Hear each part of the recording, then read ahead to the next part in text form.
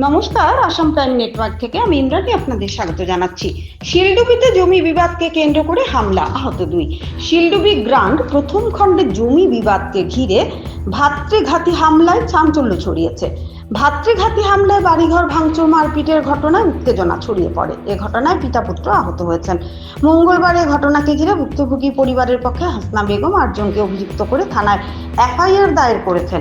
এই মামলায় অভিযুক্তরা হলেন তাফজুল আলী, কামরুল ইসলাম, জিয়ারুল ইসলাম, আমিরুল ইসলাম, জাইবুর রহমান, খুসবেরুন্নেসা, রুস্তানা বেগম, লাভলি বেগম। অভিযোগকারী হাসনা বেগম জানান, মঙ্গলবার সকালে তার বাড়িতে কাজ চলছিল। তখন জমি সংক্রান্ত আক্রোশবশত স্বামীর ভাই তাফজুল আলী ও তার পরিবারের সদস্যরা ধারালো অস্ত্র নিয়ে তার বাড়ির সীমানার বেড়া উঠাতে লাগেন।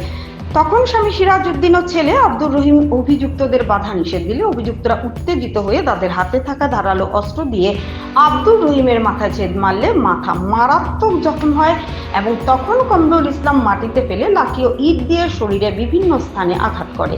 এতে আব্দুর রহিম গুরুতরভাবে জখম হয় এবং তার বাবাকে অনুরূপভাবে আক্রমণ করে জিয়ারুল ইসলাম। ধারালো দা দিয়ে হাতে কোপ বসায়। এর ফলে হাতে মারাত্মক জখম হয় এবং অন্যান্যরা রড ও ইট দিয়ে শরীরের বিভিন্ন স্থানে আঘাত করে গুরুতর জখম করে। তখন প্রাণে বাঁচার জন্য হাল্লা চিৎকার শুরু করলে তারা পালিয়ে যায়।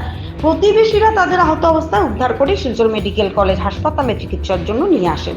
এ বিষয়ে শিলচর সদর থানায় একটি এফআইআর দায়ের করা হয়েছে। দুষ্কৃতীদের বিরুদ্ধে আইন অনুযায়ী যথাযথ ব্যবস্থা নেওয়ার জন্য পুলিশ প্রশাসনের কাছে অনুরোধ জানান হাসনা বেগম।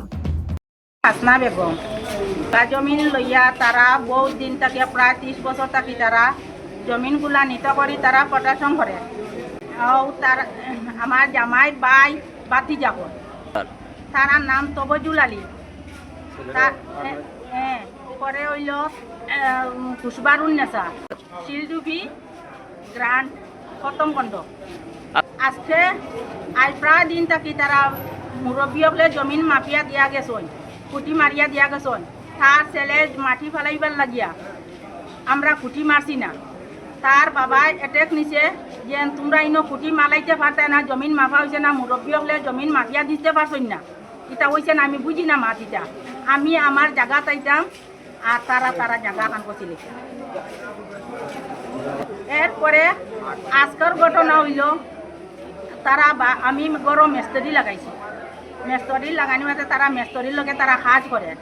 তারা বাপ পুয়া সব বারো ইয়া তারা বাপ পুয়ারে মারিয়া লাশ করছে। প্রায় 8 জন 9 জন মানুষ তারা আমার পুয়ার, এক ছেলে এক মেয়ে, আমার জামাই আর কেউ নাই আমার। এখন তারা মেডিকেল প্রতিবেশীরা তারা লইয়া আইসন আর আমি থানাত গেছি। এখন আমার ছেলে জামাই তারা চিকিৎসা চলের মেডিকেল, আমি কেউ না পাইয়া প্রতিবেশী হলে গাড়ি তুলিয়া দিয়া তারা মেডিকেল পৌঁছাইয়া দিছন। আর আমার ছোট মেয়ে ফোন করিয়া আমার বাবার বাড়ির থাকি মানুষ আনিয়া তারা লগে তাকিয়া তারা মেডিকেল স্টেটমেন্ট করাইছে। আমি সদর থানাত গিয়া কেস দিছি গিয়া। এখন হইল আমার উপযুক্ত বিচার ওসি ডিএসপির কাছে আমার অনুরোধ, আমি যা উপযুক্ত বিচার চাই আমি।